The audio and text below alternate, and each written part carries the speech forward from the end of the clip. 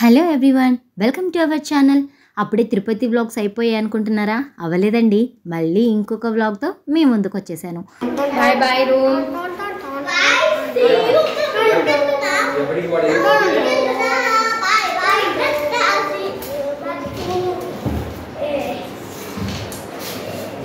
Room vacate చేసే ముందు ఒకసారి రూమ్ మొత్తం చెక్ చేసుకుంటున్నాం.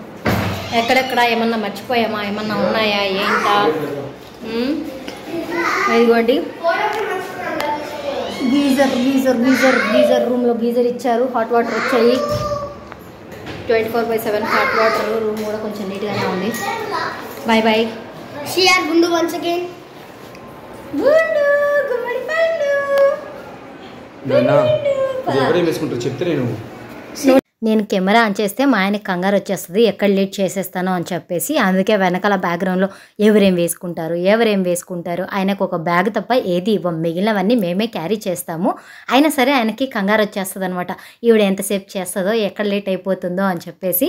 సో ఫాస్ట్గా కిందికి వచ్చేసామండి. వచ్చిన తర్వాత రూమ్ వెకేట్ చేసేసి కీస్ అక్కడ హ్యాండ్ అవుట్ చేసి బయటికి వచ్చాము. ఆల్రెడీ మార్నింగ్ ఒకసారి దిగామన్నమాట, చాయ్ బ్రేక్. ఎందుకంటే నాకు వామిట్ సెన్సేషన్ ఉంటుంది కదా, టాబ్లెట్ వేసుకోవాలి, పడిగడుపున వేసుకోవడం ఎందుకు అని చెప్పేసి చాయ్ తాగి బిస్కెట్ తినేసి టాబ్లెట్ వేసేసుకున్నాను. సాత్వికి కూడా ఒక టాబ్లెట్ వేసేసి జర్నీ అయితే స్టార్ట్ చేసాము. మా సార్ క్యాబ్ మాట్లాడాడు, ఇక్కడ నుంచి కింద తిరుపతికి తీసుకెళ్ళటం, ఏవో టెంపుల్స్ కూడా చూపిస్తా అన్నాడు. Alivelu Mangapuram, Kalahasti to railway station, మొత్తం ప్యాకేజీ. క్యాబ్ అబ్బాయితో టీ కోసం దిగినప్పుడే మాట్లాడేసి పెట్టేసామన్నమాట. మేము రెడీ అయ్యి కిందికి వచ్చేసరికి ఆయన ఎదురుగానే ఉన్నాడు. దాంతో రండి తీసుకెళ్తానని చెప్పేసి తీసుకొచ్చాడు. ఆయన కార్ ఎలా ఉందో కూడా చూడకుండా రేట్ మాట్లాడేసుకున్నాము. అయితే కార్ అయితే నీట్గానే ఉంది.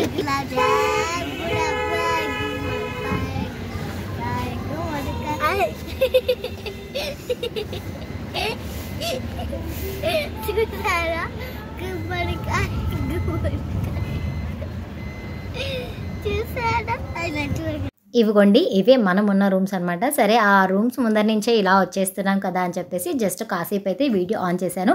అలా తీస్తూ ఉండగా నాకు మళ్ళీ ఎలిఫెంట్ కనిపించింది. సేమ్ టైమింగ్, సేమ్ ప్లేస్లో అనమాట. సో మళ్ళీ హ్యాపీగా అనిపించింది. వెల్కమ్ చెప్పింది, అలాగే సెండ్ ఆఫ్ కూడా ఇచ్చారు అనమాట. దేవుడికి సంబంధించిన ఏనుగు మాకు ఇక్కడ. సో బాయ్ బాయ్ చెప్పుకుంటూ అలా ఆ నేచర్ని ఎంజాయ్ చేస్తూ అలా ముందుకు సాగిపోతూ ఉన్నాము. తిరుమల ఎన్విరాన్మెంట్ అనేది చాలా బాగుంటుంది. ఎలాగో వచ్చింది కార్లోనే కదా, అందుకోసం అని చెప్పేసి కాసేపు అక్కడ ఆగి, ఎందుకంటే బస్సులో వచ్చామనుకోండి ఈ ప్లేస్లో మనకి స్టాప్ ఉండదు, మనం ఫోటోషూట్ చేయలేము, అండ్ అలాగే ఏ వీడియోస్ తీసుకోలేము, పోనీ దండం కూడా పెట్టుకోలేము దేవుడికి. అందుకోసం ఎలాగో కారులో వచ్చాం కదా అని చెప్పేసి కారు సైడ్ ఆపేసి ఇలా వచ్చి దేవుడికి దండం పెట్టేసుకొని వచ్చేస్తూ ఉన్నాము. ఎక్కువసేపు అయితే వెయిట్ చేయలేదండి. ఎందుకు అంటే ఆ రోజు శుక్రవారము, అలవేలు మంగాపురంలో అమ్మవారి దగ్గర చాలా రష్ ఉంటుందేమో అనిపించింది మాకు. అందుకోసం అక్కడైతే ఎక్కువసేపు స్టే చేయలేదు. దిగేసి జస్ట్ ఒక 2 ఫొటోస్ దిగేసి లోపలికి వెళ్ళి దేవుడికి దండం పెట్టుకొని వచ్చామన్నమాట. వీళ్ళు అంటే మా హస్బెండ్ అండ్ పిల్లలు, చెప్పాను కదా మా ఆయన ఎక్కడ నిల్చోడు నా కోసం. ఆయన వెళ్తూ ఉంటే ఆయన వెనకాల మనం కెమెరా పట్టుకొని అలా పరిగెత్తుతూ ఉండాలన్నమాట. సరేలే అని చెప్పేసి అలా నేను కూడా వెళ్ళి జై హనుమాన్ అని చెప్పి, అండ్ హనుమాన్ ముందర నిల్చొని మనము జై హనుమాన్ అని చెప్పడం కంటే ముందు జై శ్రీరామ్ అని చెప్తే ఆయన చాలా హ్యాపీగా ఫీల్ అవుతారంట. కాబట్టి రామాయణ తలుచుకోవడం అనేది ఇంపార్టెంట్ అండి. ఇక్కడ కాగితాలన్నీ కట్టి పెట్టారు కదా, నేను ఫస్ట్ అయితే అబ్జర్వ్ చేయలేదు. తర్వాత సాత్విక్ చెప్పాడు, అమ్మ కోరికలన్నీ వీళ్ళు ఇలా పూలమాలలాగా కట్టి ఇలా వేశారమ్మా అని చెప్పేసి. అవునా అని చెప్పేసి అప్పుడు అబ్జర్వ్ చేశాను. అప్పటి వరకు అవి కాగితాలు కోరికలు కట్టి ఇలా పూలమాలలాగా వేశారు అని చెప్పి నాకు తెలియదు.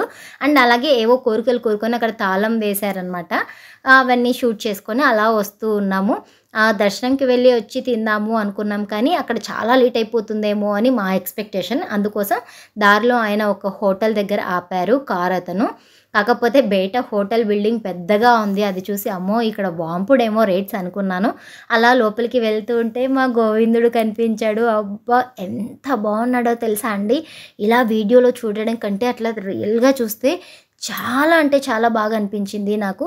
సరే అని చెప్పేసి అలా కాసేపు నిల్చొని దండం పెట్టుకొని లోపలికి వెళ్ళి కూర్చున్నాను. చూస్తున్నారు కదా, ఇది వచ్చేసి హైఫై హోటలా సంథింగ్, ఏదో ఉన్నత తరగతి హోటల్ సంథింగ్, ఏదో హై రైజ్ హోటల్ అని చెప్పేసి నేమ్ ఉంది. వామ్మో ఈడు ఇంత ఓవర్ యాక్షన్ చేస్తున్నాడు, రేట్స్ ఎలా ఉంటాయో అనుకున్నాను. రేట్స్ అయితే మరీ టూ మచ్గా లేవు, అలానే నార్మల్గా అయితే లేవు, మీడియంగా ఉన్నాయి. సరే ఏదైతే అది అయిందిలే, ఆగాము, లోపలికి వచ్చాము. మరీ వెనక్కి వెళ్తే చండాలంగా ఉంటుంది కదా అని చెప్పేసి నేను రవ్వ ఆనియన్ ఊతప్పం నేనైతే ఆర్డర్ ఇచ్చాను. మా స్టిక్కర్ ఎక్కడున్నా సరే వాడు ప్లెయిన్ దోశ ఆర్డర్ ఇస్తారు. అండ్ మా వారు వచ్చేసి మసాలా దోశ, మా సాత్విక్ వచ్చేసి ఆనియన్ దోశ ఆర్డర్ ఇచ్చుకున్నాం అనమాట. నాకు వీడియోస్ ఎవరు తీయరు, మనమే వీడియోస్ తీసుకోవాలి. నెక్స్ట్ టైం ట్రిప్ ప్లాన్ చేసే లోపల నాకు ఒక మైక్ కొనిపించు, ఎక్కడికక్కడ వాయిస్ ఓవర్ ఇచ్చుకుంటా పని అయిపోతుంది కదా ఫ్రెండ్స్. మీరు బాగా లైక్లు కొట్టి వైరల్ చేయండి, మనీ ఎక్కువ వస్తుంది అప్పుడు. మైకులు కొను, నువ్వురా అన్నిట్రా, ఇందాక చేసుకొచ్చాడు కదా హ్యాండ్ వాష్. మా గోల మాది, వాడి గోల వాడిది అని ఆడుకోపోయినాడు. వాడు ఏడాడు కనుక్కోలేదు. ఇక్కడ బంపర్ బొనాన్సా బేకరీ కూడా ఉంది. నేను ఇక్కడ టైం ఇచ్చింది మీకు 15 minutes అయ్యా. ఆర్డర్ అయితే ఫాస్ట్గానే తీసుకొచ్చారండి, అన్నీ కూడా ఆల్మోస్ట్ ఒకే టైంకే తీసుకొచ్చారు. టేస్ట్ అయితే నిజంగా అండి చెప్పకూడదు కానీ చాలా బాగుంది. నేను ఎక్స్పెక్ట్ చేయలేదు.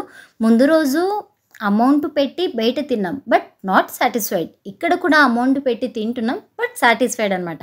సో మనం ఇక్కడ ₹1 ఎక్కువ పెట్టినా కూడా పర్వాలేదు అనిపించింది అనమాట నాకు. ఆ తర్వాత అక్కడి నుంచి మనం పద్మావతి అమ్మవారి దగ్గరికి వెళ్ళాము. ఫోన్ కార్లోనే పెట్టడం వల్ల అక్కడ ఒక్క క్లిప్ కూడా తీసుకోలేదు, ఒక్క ఫోటో కూడా తీసుకోలేదు. దర్శనానికి వెళ్ళి వచ్చాము. వచ్చిన తర్వాత ఎలాగో మనం టాబ్లెట్ వేసుకుంటాంగా గుర్రు పెట్టి నిద్రపోయాను కార్లో. మా ఆయన తట్టి లేపుతున్నాడు, లేవు కాళహస్తి వచ్చింది, లేవు అని చెప్పి. అప్పుడు లేచి గబగబా దిగిపోయాను. సరే కనీసం ఇక్కడైనా ఒక క్లిప్ తీసుకుందామని చెప్పేసి ఫోన్ కార్లో వదిలేయకుండా చేతిలో పట్టుకొచ్చాను. రాగానే మా పిల్లవాళ్ళకి స్నాక్స్, వాళ్ళు ఎక్కడున్నా సరే, అవి ఎక్కడో ఉన్నా సరే మా కళ్ళకు అలా కనిపించేస్తాయి అనమాట. ముందుగా వాళ్ళ ఆత్మారాముడు సంతోషించాడు అనుకోండి, ఆ తర్వాత మనకి ఎటువంటి ప్రాబ్లమ్స్ ఉండవు. ఆ తర్వాత ఇక్కడ వచ్చేసి ఆ స్థల పురాణము, ఆ చుట్టుపక్కల ఏమేమి ఉంటాయి, ఇలా బోర్డ్స్ అన్నీ వేశారనమాట. సో ఆ బోర్డు కూడా జస్ట్ ఒక చిన్న క్లిప్ తీసుకున్నాను. అక్కడి నుంచి ఇక్కడ టైమింగ్స్ ఎలా ఉంటాయో ఏంటో, మేమైతే రాహుకేతు పూజ చేయించుకోవాలి అని అనుకున్నామండి. అందుకోసము కాళహస్తి విజిట్ చేశాము. జనరల్గా ఏంటంటే ఒక్కొక్క ఇయర్ ఎవ్రీ ఇయర్ వెళ్తూ ఉంటాం తిరుమలకు. ఒక ఇయర్ అయితే కింద తిరుపతిలో ఉన్న చిన్న చిన్న టెంపుల్స్ అన్నీ కవర్ చేశాము. ఇంకో ఇయర్ అయితే పై తిరుపతిలో అంటే పాప వినాశనం ఇలాంటివి ఉంటాయి కదా, ఆకాశగంగా, అవి కవర్ చేశాము. ఈ ఇయర్ వచ్చేసి కాళహస్తికి కవర్ చేస్తున్నాము. ఇలా కాళహస్తికి వచ్చాం కదా, కాళహస్తికి వచ్చిన వాళ్ళు ప్రతి ఒక్కరూ కూడా తప్పకుండా రాహుకేతు పూజ అయితే చేయించుకుంటారండి. అలా చేయించుకుంటే మంచి జరుగుతుంది అని కూడా చెప్తారు. సరే ఈసారి మనం కూడా వెళ్ళాం కాబట్టి చేయించుకుందాము అనేసి అనుకున్నాము.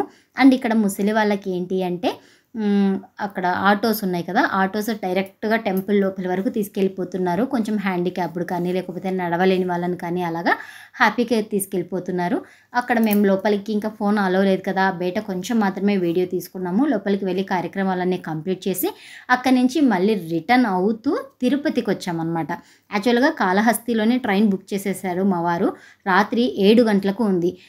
మాకు పూజ ఏమో 1కే అయిపోయింది. మరి ఎన్ని గంటలు అక్కడ ఏం చేయాలి, పిల్లల్ని తీసుకుని రైల్వే స్టేషన్లో మరీ వేడిగా ఉంటుంది కదా అని చెప్పేసి, సరే తిరుపతిలో అయితే రైల్వే స్టేషన్ పెద్దగా ఉంటుంది, లోపల కూర్చోడానికి లగేజ్ రూమ్, క్లాక్ రూమ్ ఏదో ఒకటి ఉంటుంది, అక్కడ కూర్చొని కాస్త టైం పాస్ చేయొచ్చు అని చెప్పేసి కాళహస్తి నుంచి రిటర్న్ తిరుపతికి వచ్చేసి అక్కడ హోటల్లో తినేసామన్నమాట. తినేసిన తర్వాత ఇదిగో చూస్తున్నారు కదా, రైల్వే స్టేషన్ పక్కనే ఉంది హోటల్. ఆ కార్ అబ్బాయి హోటల్ దగ్గర ఆపేసి వెళ్ళిపోయారు. ఎదురుగానే ఉంది రైల్వే స్టేషన్ అని చెప్పేసి కాసేపు స్లోగా తిన్నాం, ఎందుకంటే అక్కడ ఏసీ ఉంది. మనం ఊరికే ఏసీలో వచ్చి కూర్చుంటామంటే ఊరుకోరు కదా, అందుకోసం చాలా స్లోగా తినేసి ఆల్మోస్ట్ 1.5 hours ఏమో ఆ హోటల్లో స్టే చేసి ఇంకా కాసేపు ఉందాము అంటే మా వారికి పిల్లలకి చలేసిందంట ఆ హోటల్లో. అందుకని చెప్పేసి సరే చిన్నగా బయలుదేరదామని చెప్పి అక్కడి నుంచి వచ్చేసాము. మనం ఎక్కడున్నా సరే మా పిల్లవాడు మాత్రం బ్యాగ్ ఇవ్వడు ఎవరికి, వాడు మాత్రం బ్యాగ్ నేనే మోస్తా అని చెప్పి బ్యాగ్ తీసుకొని వెళ్ళిపోతూ ఉన్నాడు. మీతో సంబంధం లేదు నాకు అన్నట్లు.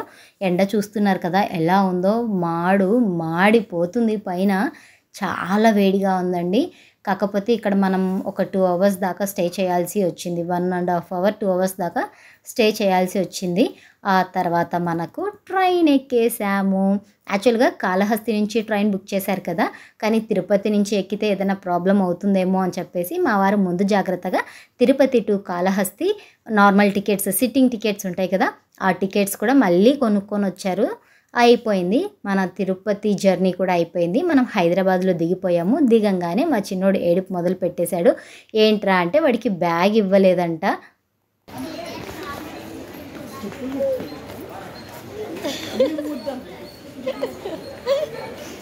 డాడీ వాళ్ళు వెళ్ళిపోయినారా ఇంటికి ఇష్టంలో దాంగరా బర్రెలాగా ఇంత ఉన్నాడు, ఇన్ని సంకలు వేసుకోవాలని దానికోసం వాడు నిలబడి ఏడుస్తున్నాడు సిగ్గు లేకుండా. అరే గుండు గుండు ఇంకో విషయం చెప్పడం మర్చిపోయాను. తిరుమల నుంచి మేము బయలుదేరిన టైంలో అక్కడ మార్క్ డ్రిల్ కూడా జరుగుతూ ఉంది. టీవీలో న్యూస్ చూపించేసరికి మా అమ్మకి అది సరిగ్గా అర్థం కాక సో ఎవరో వచ్చేసారు, ఏదో అయిపోతుందని పాపం చాలా కంగారు పడిపోయి ఫోన్ చేసేసిందనమాట. మీరు ఉండకండి, వచ్చేయండి, చాలా డేంజరస్గా ఉందంట, ఏదో కుక్కలను తీసుకొని పరిగెత్తుతున్నారు, అది ఇది అని చెప్పేసి చాలా కంగారు పడిపోయింది. అప్పటికి మేము దిగి వచ్చేసాం. బట్ అయితే అక్కడ అలాంటి వాతావరణం అయితే ఏమీ లేదు, అంత కూల్గానే ఉంది. వీళ్ళు కొన్ని సమాచారాలు సగం సగం చూపించడం వల్ల పేరెంట్స్ చాలా కంగారు పడుతూ ఉంటారండి. కాకపోతే స్టేషన్స్లో మాత్రం చాలా స్ట్రిక్ట్గానే ఉంది. తిరుపతిలో కూడా చాలామంది పోలీసులు అండ్ డాగ్స్ అలాగే ఉన్నాయి. హైదరాబాద్లో కూడా చాలామంది పోలీసులు, డాగ్స్ చాలా స్ట్రిక్ట్గా కనిపించింది అనమాట. ఎప్పుడూ కూడా ఎన్నిసార్లు ట్రావెల్ చేశాం కానీ ఎప్పుడూ ఇలా మేము చూడలేదు ఇంత స్ట్రిక్ట్గా.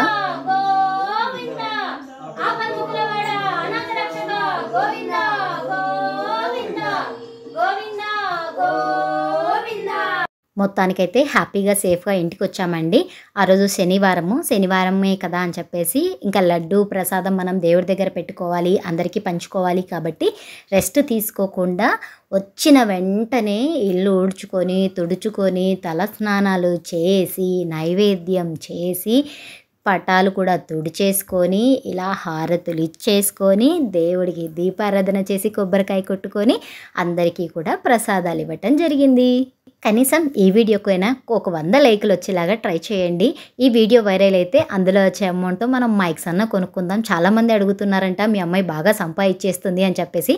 నాకు నెలకు 3 రూపాయలు ఇన్కమ్ వస్తుందండి యూట్యూబ్ నుంచి. మరి ఎన్ని సంవత్సరాలు కష్టపడితే నేను మైకులు కొనుక్కోగలను చెప్పండి.